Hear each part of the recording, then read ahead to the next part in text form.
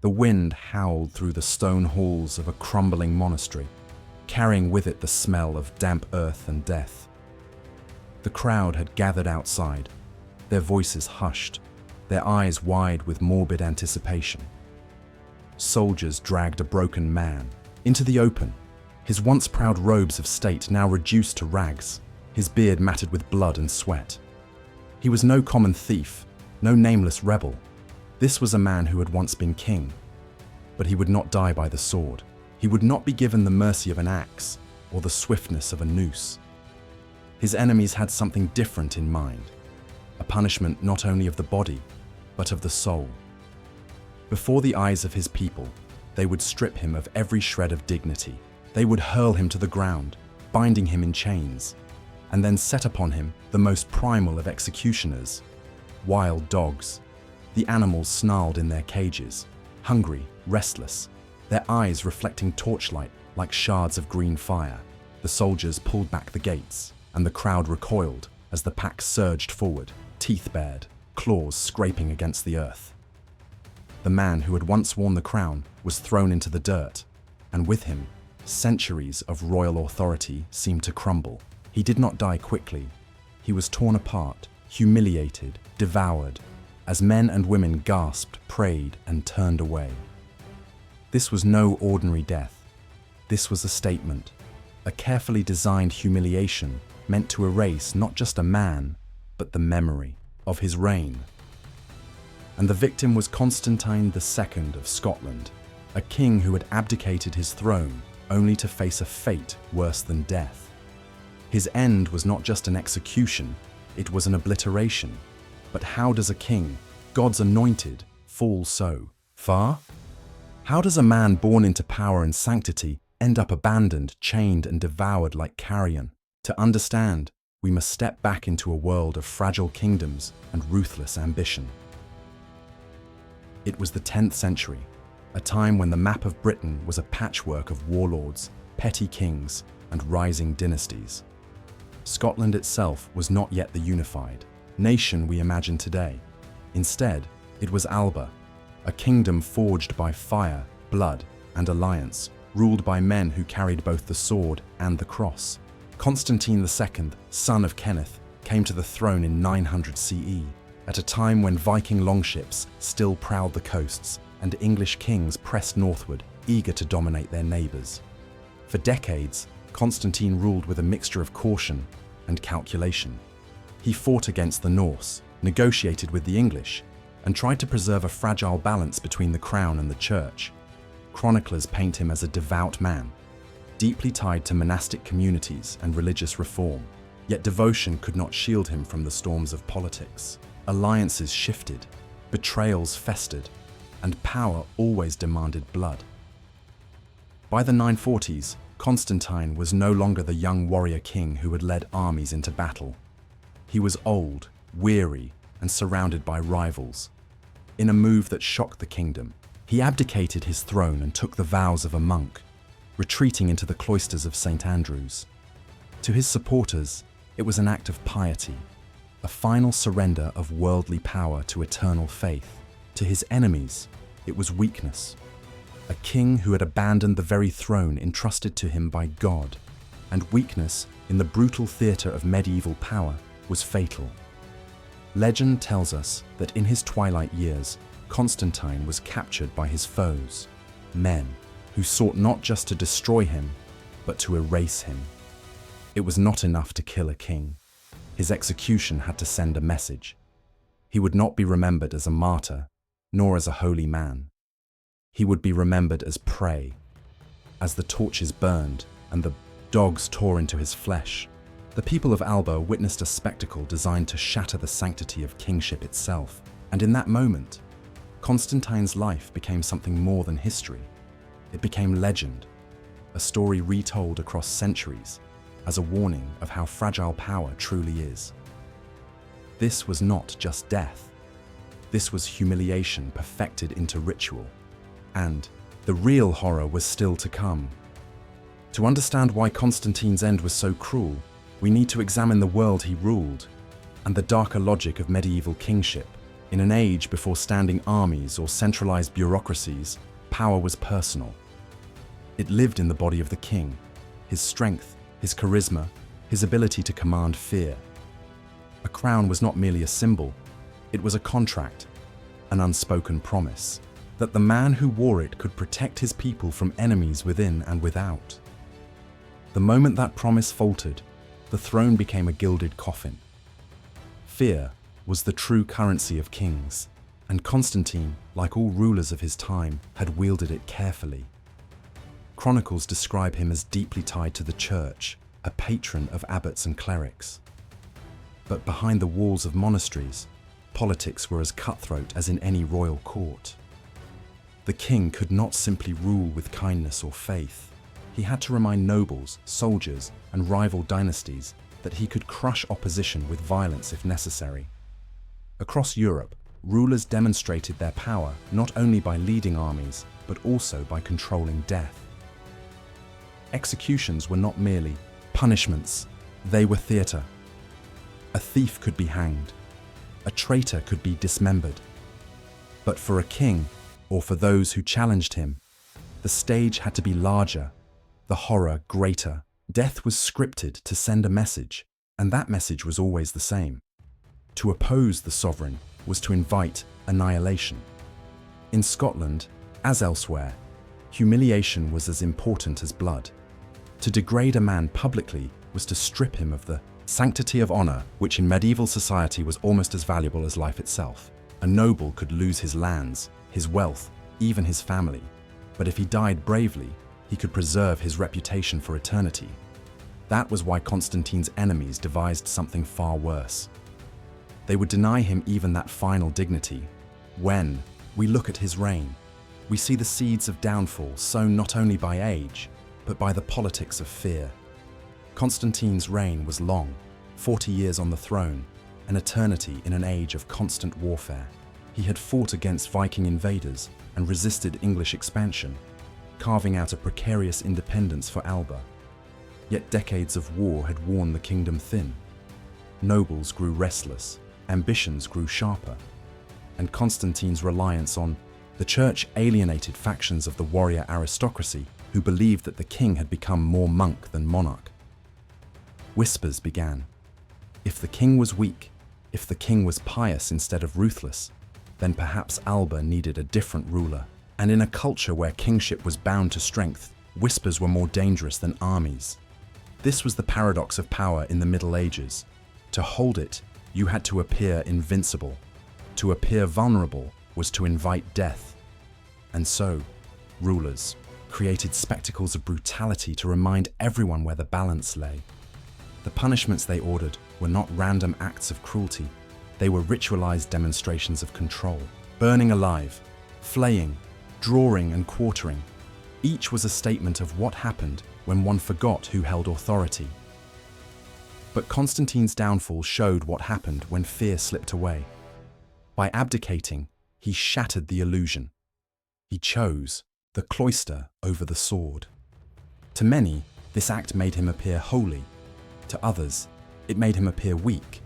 And weakness, in the hands of ambitious men, was a weapon sharper than steel.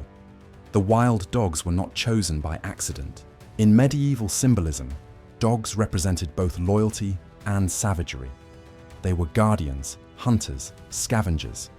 To unleash them upon a king was to proclaim that Constantine had become carrion, no longer fit for the reverence of men.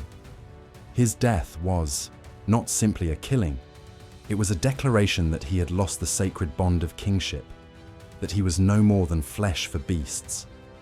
In this way, Constantine's execution was the ultimate inversion of royal power. For decades he had used fear to rule. In his final moments, fear was turned back upon him. The people who once trembled at his authority now trembled at the sight of his undoing. The same theatre of terror he had presided over as king became his own stage of annihilation. And yet, in this grotesque spectacle, lies a question that haunts history. Did Constantine's enemies invent the dogs to destroy his dignity? Or did later chroniclers invent the story to destroy his memory? Was this horror real, Or was it propaganda designed to scar his legacy forever? Whichever the truth, one thing was certain: the ritual of humiliation had been perfected, and the true nightmare, Constantine's final moments before the pack, was still to unfold. The night of Constantine's reckoning was not a battlefield clash, nor the solemn ritual of a king's abdication. It was a spectacle. His enemies had made sure of that.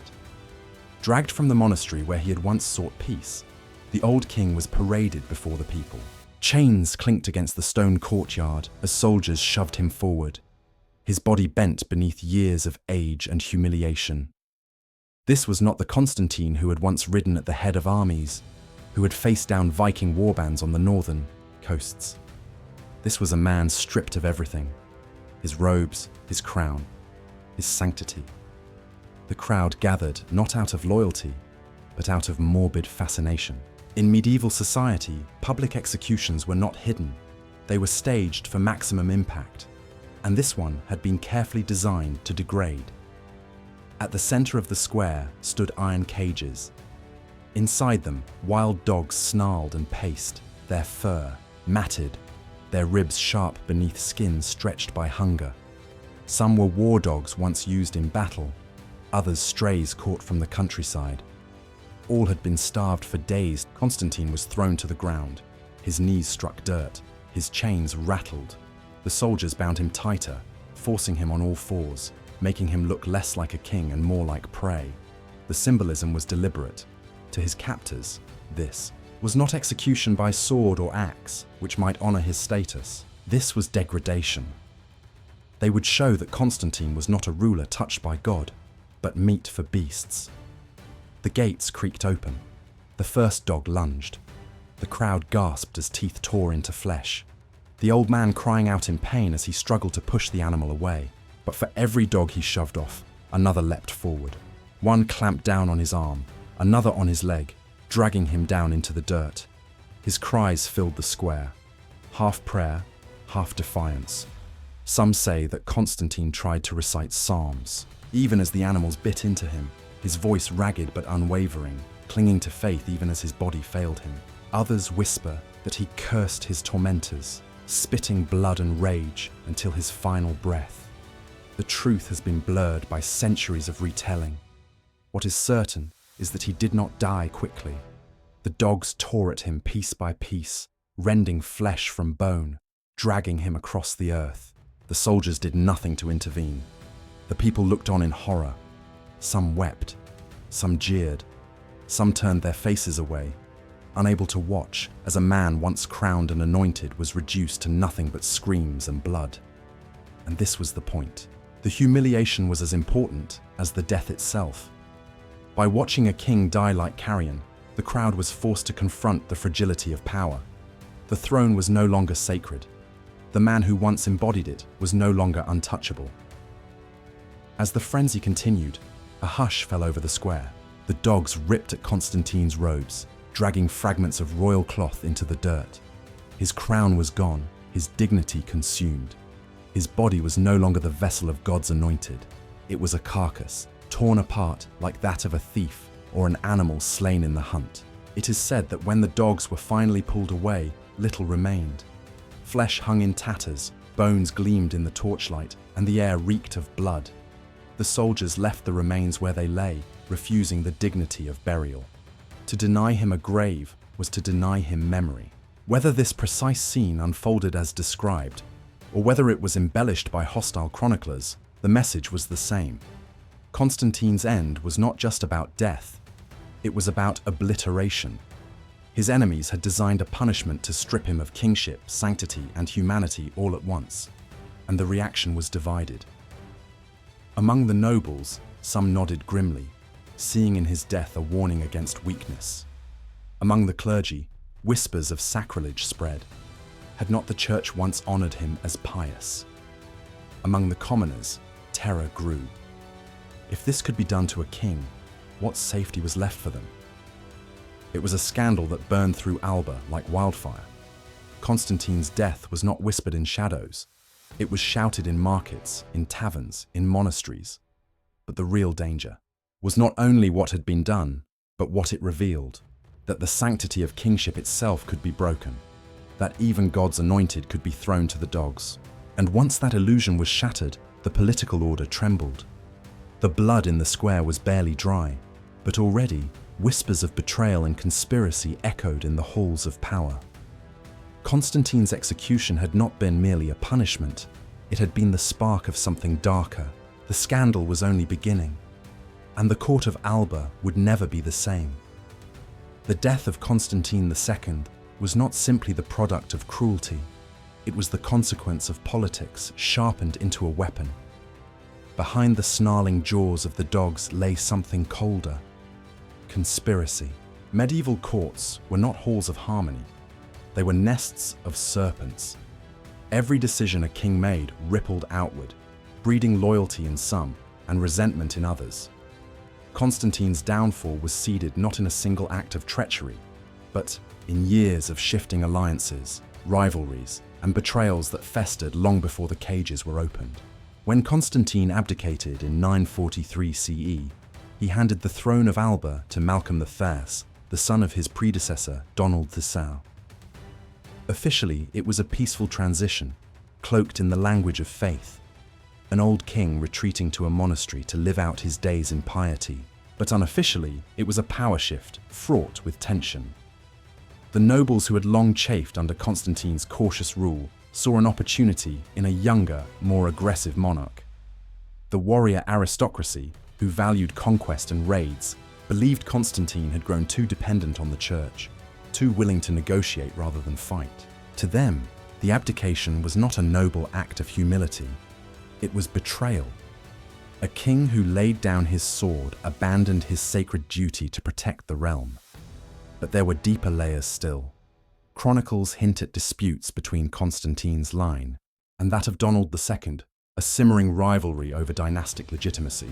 Alba was not yet a stable monarchy with clear rules of succession. Kingship rotated between different branches of the royal house, and every transition opened the door for blood feuds. For Malcolm's supporters, Constantine's abdication was useful, but his very existence remained a threat.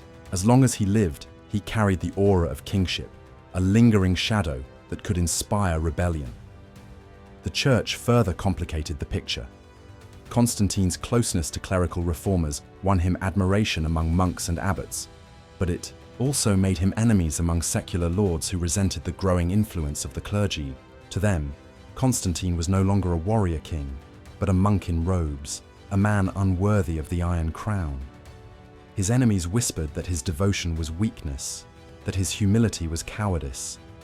In a culture where kings were expected to embody strength, such whispers were poison.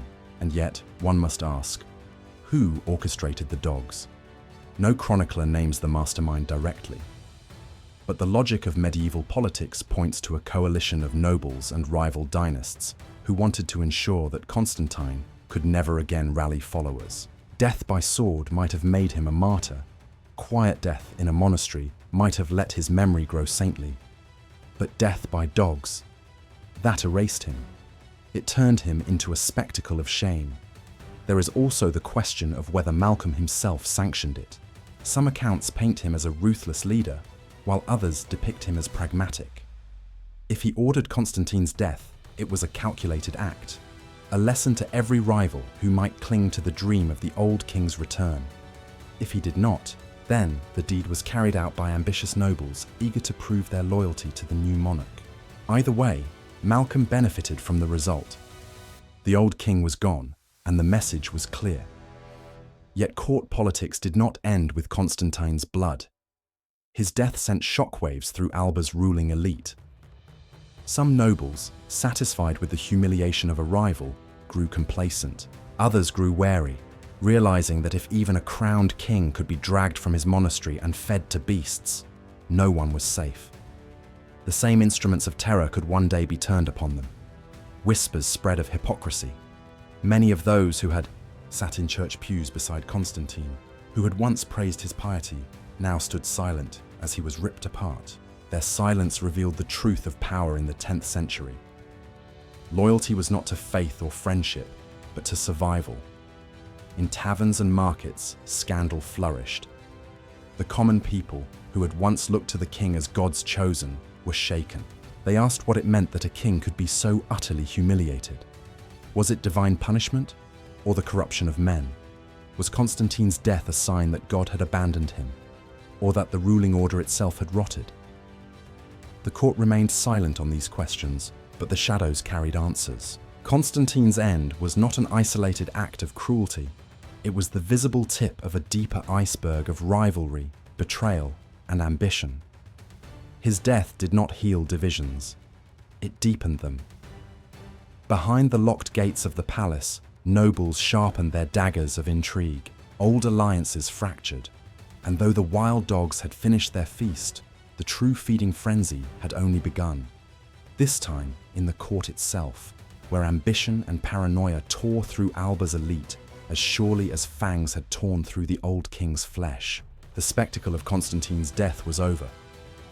But the political consequences, those whispered bargains, those broken oaths, were only beginning to unfold, and they would shape the kingdom for years to come. When the blood dried and the snarls of the dogs faded into silence, the horror of Constantine's fate did not vanish with him. It spread, through whispers in monasteries, through sermons in churches, through gossip in markets and taverns. What happened to the king was not just an execution, it was a cultural earthquake. In medieval society, the king was not merely a man, he was the living symbol of divine order.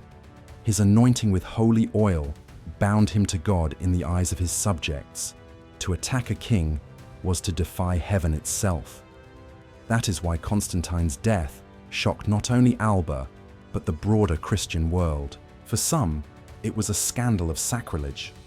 For others, it was a sign of divine punishment.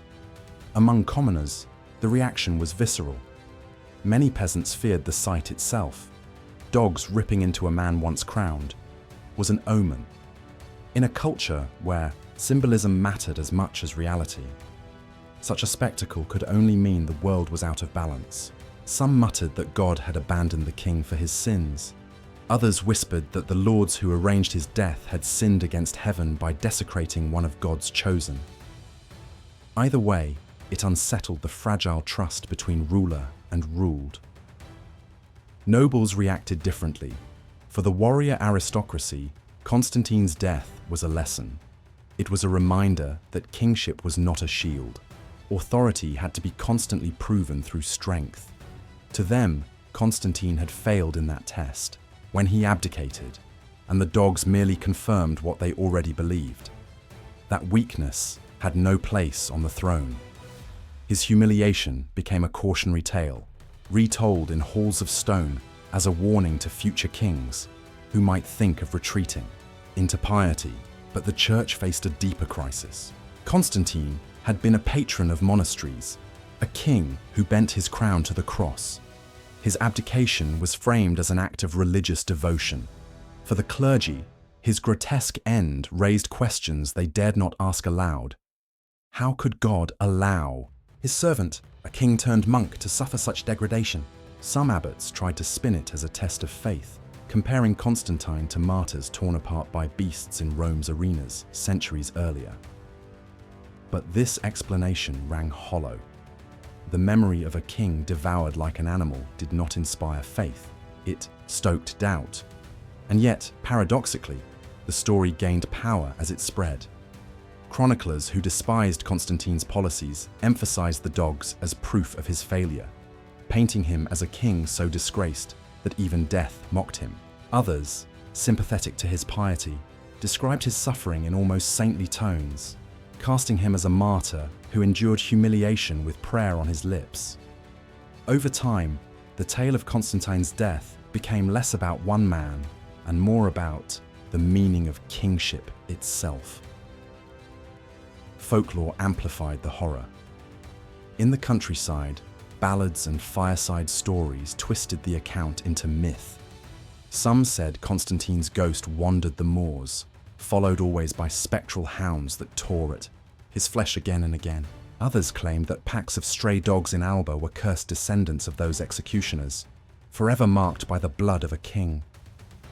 Such tales blurred history and legend, but they ensured that the memory of his death lingered in the cultural imagination.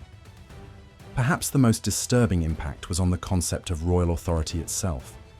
For centuries, the divine aura of kingship had been one of Europe's most powerful ideas. But Constantine's end exposed its fragility. If a king could be dragged into the dirt and devoured like a criminal, then what truly separated the crown from the commoner? His death chipped at the foundation of divine kingship, showing that power was not sacred. It was only as strong as the men who wielded it. And so, his humiliation reshaped the political culture of Alba. Future rulers became obsessed with displays of strength, brutality, and uncompromising dominance. They had seen what happened when a king was perceived as weak. They knew the dogs still lurked in the shadows of memory, waiting for the next monarch who stumbled. In the end, Constantine's death was not confined to the square where he fell. It reverberated in the minds of peasants, priests, and princes alike. It scarred the idea of kingship, leaving behind a legacy where terror was no longer just a weapon wielded by rulers. It was a threat that could consume them as well. The humiliation was complete, but the story was far from over. For Constantine's death, shocking as it was, set in motion the turning point that would forever change the fate of his dynasty and his kingdom. The death of Constantine II should have been the end of the story. An old king humiliated, his reign erased, his legacy devoured alongside his flesh. But history rarely obeys such neat conclusions. His grotesque execution did not close a chapter, it tore it wide open. The spectacle of the dogs became a turning point, one that transformed whispers of unease into tremors of rebellion, scandal, and fear that rattled Alba to its core. At first, the ruling elite congratulated themselves. They had not only eliminated a potential rival, they had done so in a way that burned the lesson into memory. A king who abdicated, who chose the cloister over the sword, had been shown no mercy. His death was proof that weakness was a crime, punishable not only by deposition, but by humiliation. In their minds, they had secured Malcolm Thurne's throne and sent a message to all would-be rebels. But outside the court, the consequences began to spread like cracks in stone. Among the common folk, horror gave way to outrage. Even peasants who had no love for Constantine whispered uneasily, "If this could be done to a king, what could be done to us?" The execution had been meant to inspire fear, but fear can twist into hatred. Markets buzzed with seditious questions, whispered as coins exchanged hands. Had the nobles overstepped? Had they broken the sacred order of God by destroying his anointed in so vile a way? Among the clergy, the unease was sharper still. Constantine had been one of them in his final years, a monk cloaked in humility. To see a man who had sworn vows of poverty and piety devoured by beasts was an affront to their very order. Some abbots quietly accused Malcolm's court of sacrilege. Others struggled to rationalize it, comparing Constantine's fate to the martyrs of Rome. But even these justifications rang hollow. The execution had not inspired reverence. It had inspired disgust. And in the court itself, paranoia took root. The nobles who had orchestrated the spectacle began to fear the consequences of their own cruelty. If the people turned against them, if the church condemned them, their hold on power would falter. Worse still, they had created a precedent, the destruction of a king through humiliation. What guarantee did they have that the same fate would not be turned upon them if fortune shifted? The dogs, once unleashed, could not be caged again. Whispers of conspiracy multiplied. Some claimed that Malcolm had not wanted Constantine's death, that it had been carried out by overzealous lords. Others insisted Malcolm himself had ordered it, eager to sever the past and secure his reign with blood. No matter the truth, suspicion began to fester. Rivals eyed one another across banquet halls, wondering who had given the command and who might be blamed when outrage boiled over. But the most profound turning point lay in the psychology of kingship itself. For centuries, kings had ruled through a mixture of faith and fear, cloaked in the sanctity of divine anointing. Constantine's end shattered that illusion. His death showed that the crown was not sacred, that the king was not untouchable. If one monarch could be fed to dogs, then the throne itself was vulnerable. This realization changed how the church struggled with his legacy. Monastic chroniclers often softened the account, portraying him as a king who turned to God in his final days and endured suffering with a saintly patience. Others condemned his abdication, framing his end as divine punishment for forsaking his royal duty. This tension, was he martyr or coward, saint or sinner, ensured that Constantine's memory remained contested. The dogs became not just executioners, but symbols in a theological debate about power, faith, and the cost of weakness. Among the common people, the legend spread in darker, more folkloric tones. Stories grew of Constantine's ghost wandering the hills, followed by spectral hounds that ripped at his flesh again and again for eternity. To peasants, these tales were both caution and comfort. Caution that power could not save even kings from ruin. Comfort that the nobles who betrayed him might one day face hounds of their own. Such folklore gave the event a mythic weight that outlived court politics. For historians, the consequences were subtler. The details of Constantine's reign, his alliances, his battles, his patronage of the church, were overshadowed by his horrific end. The image of a king devoured by beasts consumed the rest of his legacy. He was remembered less as a ruler of 40 years and more as a man defined by the grotesque theatre of his death. And yet, the lesson of Constantine's fate endured. Future monarchs across Europe would tread carefully, knowing that kingship was not an invincible shield. To rule required not only power, but the constant projection of strength. The moment a king faltered, the dogs, literal or metaphorical, were always waiting. The legacy of Constantine II, then, was not only humiliation, but transformation. His death reshaped the monarchy of Alba, redefined the relationship between crown and church, and scarred the very idea of royal sanctity. It forced rulers to confront the terrifying truth. A crown could be stripped away, and a king reduced to carrion.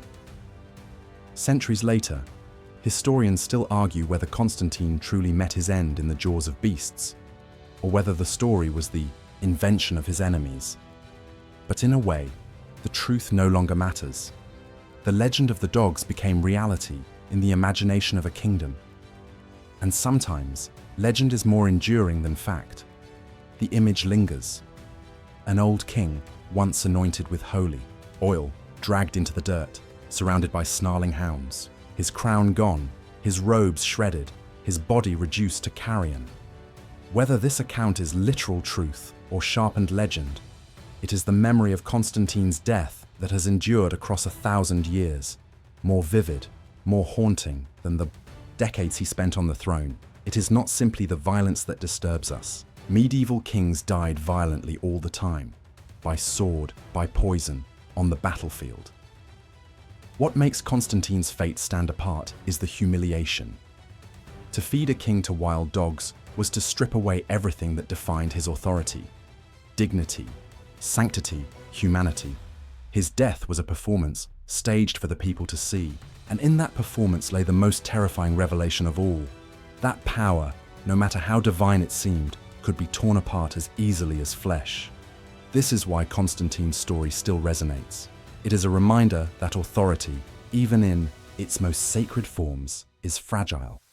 A crown can command loyalty, but it cannot command immortality. And when rulers forget this, when they imagine themselves invincible, the forces of history are always waiting, teeth bared, ready to drag them down. The echoes of Constantine's humiliation can be felt in more modern times. History has seen dictators paraded before tribunals, presidents toppled and disgraced, generals tried for war crimes. The stage has changed, but the logic is the same. When power collapses, the performance of humiliation follows. Where once there were wild dogs, today there are cameras, trials, and public reckonings. The goal remains unchanged: to show that those who once seemed untouchable can be stripped bare, reduced, devoured. And yet, Constantine's fate, leaves us with haunting questions. Did this truly happen as chroniclers described, or was it an invention? A smear crafted by rivals to ensure his memory would forever be tainted? Was he a coward who abandoned his throne, or a man of faith punished for piety? Did his enemies unleash dogs upon his body, or did history unleash them upon his name? We may never know the full truth, but perhaps that uncertainty is the most fitting legacy of all. For in the end, Constantine II stands as a ghost at the edge of history, a king whose reign was long, but whose death, whether fact or legend, became immortal. And so we ask, what other disturbing secrets lie hidden in the shadows of history, waiting to remind us how fragile power truly is?